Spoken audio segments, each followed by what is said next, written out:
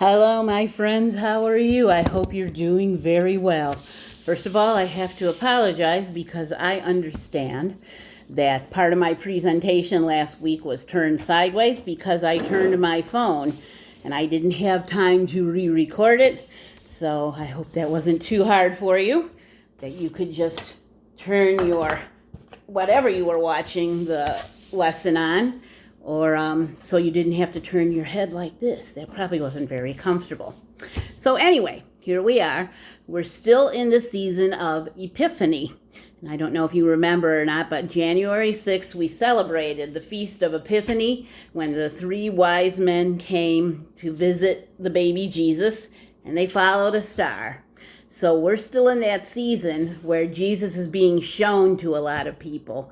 There were Anna and Simeon, who were two prophets who lived in the temple, and God had promised Simeon that he would not pass away until he had seen the baby Jesus. So when he saw him, he was just full of joy, as was the prophet Anna, who was a widow of many years, who lived in the temple, who lived to pray and to praise God. So can you imagine how very joyful those two good people were when they saw the baby Jesus? Just absolutely amazing.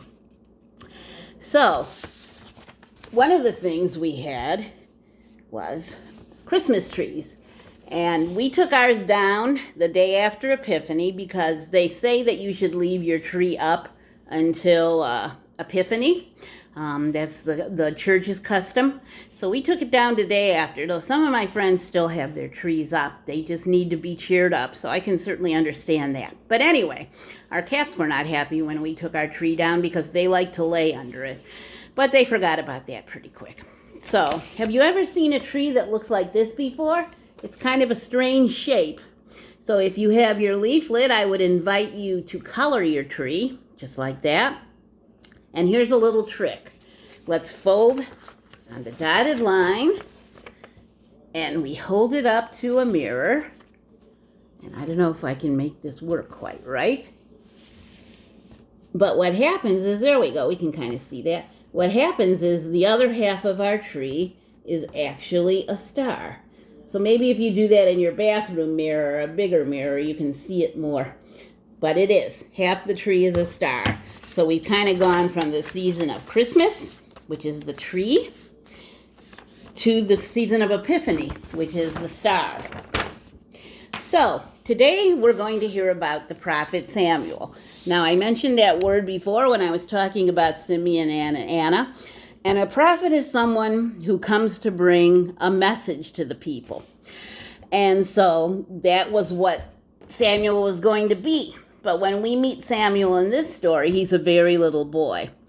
For a long time, his parents had tried to have a baby, and they just couldn't. So Hannah, his mother, prayed and prayed and prayed, and she was at the temple, and she was praying so hard, and her face was all kind of contorted because she was concentrating. And the chief priest saw her, and he actually thought she had had too much wine to drink. But she assured him no, that wasn't the case, and told him that she was praying and praying that she would have a baby. And the priest played the role of a prophet for her. He said, "Go home, your prayers will be answered." Well, and sure enough, Hannah found out not too much later that she was going to have a baby. And she was so thankful to God that she said that she would dedicate this baby to God. So what she did when little Samuel was born is, once he was a little older, she took him to be raised by the priest. So here was this beautiful little baby she had waited and waited for, and she offered him as a special gift to God. So Samuel went to the house of Eli to be trained and raised in the priesthood.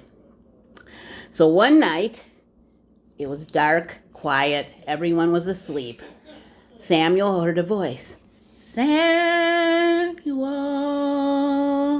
And he kind of woke up and shook his head. And he said, somebody called me. So he scampered out of bed to Eli's sleeping place, and he said, "Master, did you call me?" And Eli kind of shook himself awake and he said, "No, I didn't call you. You must be dreaming. You must have heard something in your sleep. Go back to bed." So Samuel went back to his sleeping pallet, fell back asleep. "Samuel!" again. And Samuel thought, "Now I know I heard Eli call me this time." So scamper, scamper, scamper out of bed to Eli's sleeping place. "Sir, surely you called me. I knew I heard you." And suddenly Eli realized that Samuel was hearing a voice calling him, but it wasn't Eli's voice, it was God. So he said to him, "Listen, Samuel, if you hear this voice again, I want you to say, 'Speak, Lord, for your servant is listening.'" So Samuel memorized that. He said, "Speak, Lord, for your servant is listening." Okay, so back to bed he went. Sure enough, fell asleep. Not too long went by. "Samuel, Samuel." And this time, instead of getting out of bed and going to Eli, Samuel sat up and he said, "Speak, Lord, for your servant is listening." And God wanted Samuel to pay attention to him, so that's what he did. And God began to tell Samuel of what he wanted him to do. Now, not all of us hear a voice. Excuse me, I'm distracted by the phone ringing. Not all of us hear God so clearly. But just like Samuel, God is calling to us too. God has something for us to do. And what that will be is years down the road, and you may not even be sure of it right now. But just know that even though you're young, God is still calling you. So think about what are some of the things that God can be calling you to do. So I would like you to use this. And, I don't know if you've ever met a famous person. I've met a couple. It's been a long time. Years ago, I went to a benefit, and Dan Hampton, who played on the Bears Super Bowl team, was there. So I got to meet him. And as a matter of fact, we have a picture of my husband Jack and me with Dan Hampton, which I just saw not too long ago. He was a lot bigger than me. I'm not a small woman, but he was really big.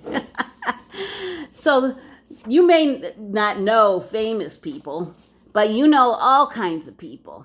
Now, usually when you meet a famous person, what you want to do is get their autograph. Like I got my autograph from Dan Hampton that said, "Hi, Nancy, your friend Dan Hampton."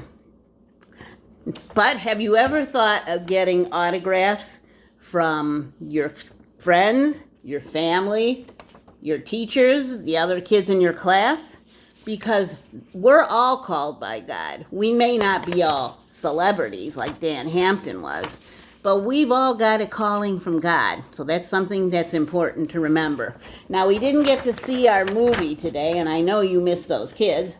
But here, in the movie, Clara was the safety supervisor. That was her role. And Otto was the techie. So they signed their autographs with what their role was underneath. So I want you to first sign for yourself. Think about what is your role. Is your role to be a good student? Is your role to listen to your parents?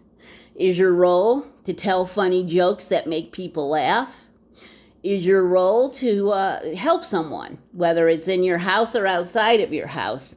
Like I just got back a while ago, I work at a place called Phil's Friends where volunteers come and they decorate boxes for people who have cancer. And we send them little boxes with blankets and hats and toothpaste and a toothbrush, just all kinds of little things to help them feel better. So the volunteers who come, their role is some of them come and they cut out fleece for the blankets.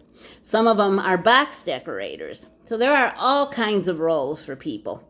So ask people, what do you think your role is? What do you think you're called to do? And get their autograph. Now, when God came to Samuel, Samuel knew God was talking to him because of one reason. He called Samuel by name. He didn't just say, hey, you, or hey, kid. He said, Samuel. So how exciting is it that God calls you by name? Our names are very important. I don't know if you're named after someone. Sometimes you're named after your mom or your dad or one of your grandparents or someone important to your family. Sometimes, like my mom picked out my name just because she liked it. It was a popular name back then, and it's easy to spell, and I'm very grateful for that. So she just picked it out because she thought it was nice. But my middle name is Ann, and my sister's middle names are Ann as well. And my mom's middle name was Ann. So we all have the same middle name. And then when my sister and my sister-in-law had little girls, they gave them the middle names of Irene, which was after my mom. So names are important. Even if you're not named after anyone, your name belongs to you. And that makes it important because it's who you are. So we have another little project here. This is a door hanger. And what I've done, my favorite color is blue, so I put my name in blue, and then I have that believe it or not, is a kitty cat's head, because we have 2 kitty cats, so kitty cats are important to me. And then down in this corner, it's yellow, so it's not the easiest to see, but I put a star, because right now we're in the season of Epiphany, and the star reminds us to keep looking for Jesus.